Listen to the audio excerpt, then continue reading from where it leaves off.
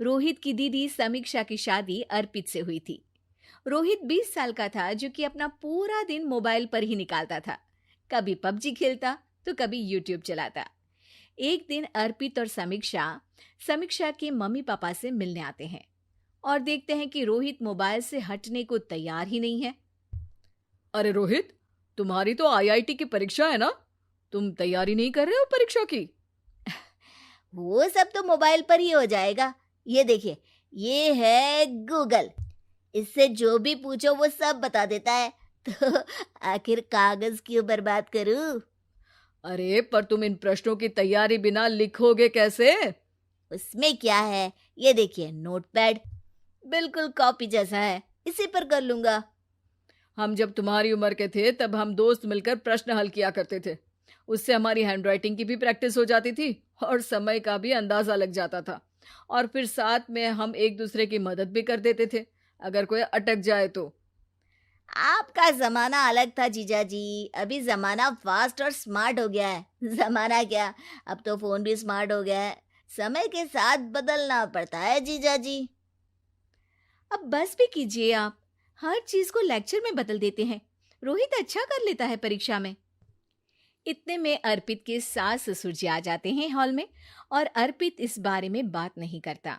हालांकि अर्पित को लगता तो है कि पूरी तरह मोबाइल पर लगे रहना सही नहीं है, पर वो इस बात को और नहीं छेड़ता। ऐसे ही 2 दिन निकल जाते हैं। समीक्षा, मुझे काम से फोन आया था, मुझे वापस काम पर लौटना पड़ेगा। पर हमें आए हुए तो 2 ही दिन हुए हैं। अभी चले गए तो माँ और पापा को अच्छा नहीं लगेगा ना। अच्छा ठीक है, तुम रुक जाओ, मैं काम खत्म करके फिर लौट आऊंगा। एक काम कीजिए ना, परसों रोहित भी परीक्षा के लिए निकलेगा। आप उसी के साथ निकल जाना। दोनों वैसे भी बात नहीं करते। साथ में जाएंगे तो हो सकता है आप लोग आपस में बातचीत भी करने लग जाओ। आह, ठीक है, मैं काम को 2 दिन टाल सकता हूँ। उसी रात जब सब खाना खाने बैठे थे, तो अर्पित अपने जाने की खबर बाकी लोगों को बताता है। मुझे काम के लिए वापस जाना होगा। अरे बेटा, पर अभी तो तुम आए हो, इतनी जल्दी चले जाओगे? नहीं माँ जी, समीक्षा यहीं रहेगी और मैं जल्दी काम खत्म करके वापस आ जाऊंगा। ठीक है, काम भी जरूरी है। वैसे कब निकलोगे बेटा? 2 दिन में। मैंने सुना है कि उस दिन रोहित को भी परीक्षा के लिए जाना है, तो कल मैं दोनों की टिकट करा लेता हूँ बुक। मेरी टिकट रहने दीजिए जीजा जी, मैं तो फोन से ही करवा लूंगा। हाँ, पर कोई दिक्कत हो गई तो?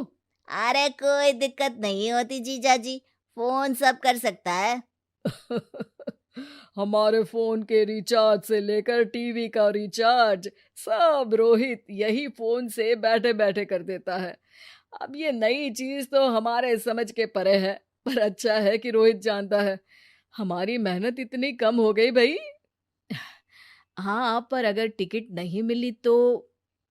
अर्पित की बात पूरी होने से पहले ही बिजली चली जाती है। अरे ये क्या हो गया, आपने बिजली का बिल भर तो दिया था ना? अरे नहीं, मैं तो भूल गया था। अरे टेंशन मत लो माँ। देखा जीजा जी, आप बिजली का बिल भी भर सकते हो, समय बदल गया है। एक बार फिर अर्पित इस बात पर बहस नहीं करता। अगले दिन जाकर अपनी टिकट करवाता है और पैकिंग कर रहा होता है जब शाम को अचानक से रोहित के चिल्लाने की आवाज आती है। नहीं, प्लीज प्लीज हो जा, ऐसा मत कर यार, प्लीज हो जा। अरे क्या हो गया रोहित? दीदी, सर्वर हैंग हो गया, मेरे टिकट मेरी टिकट नहीं हो पाई दीदी। क्या मतलब टिकट नहीं हो पाई? इतने में वहां रोहित के मम्मी और पापा भी आ जाते हैं। अरे क्या हो गया? माँ, मेरा टिकट नहीं हो पाया, सर्वर डाउन हो गया। अरे पर तूने तो बोला था कि हो जाएगा। हो जाता है, पर अब क्या करूं, ये क्या हो गया? अब कल की तो कोई बस भी नहीं है, ना ही अब टिकट मिलेगी ट्रेन की कल के लिए। मुझे तो कोई रास्ता नहीं दिख रहा। अब फिर लगता है मेरा ये साल बर्बाद हो जाएगा।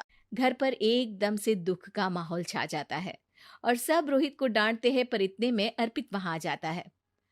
आप सब रोहित को क्यों डांट रहे हैं? आपने ही तो उसे बढ़ावा दिया था ना।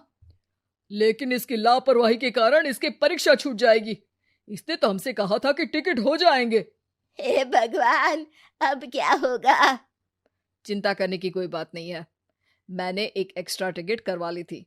मैं समझता हूँ कि मोबाइल हमारा ही काम आसान करने के लिए है, पर उस पर ही पूरी तरह से निर्भर होना तो गलत बात है ना। रोहित टिकट को देखकर बहुत खुश हो जाता है और जोर से जाकर अपने जीजाजी के गले लग जाता है।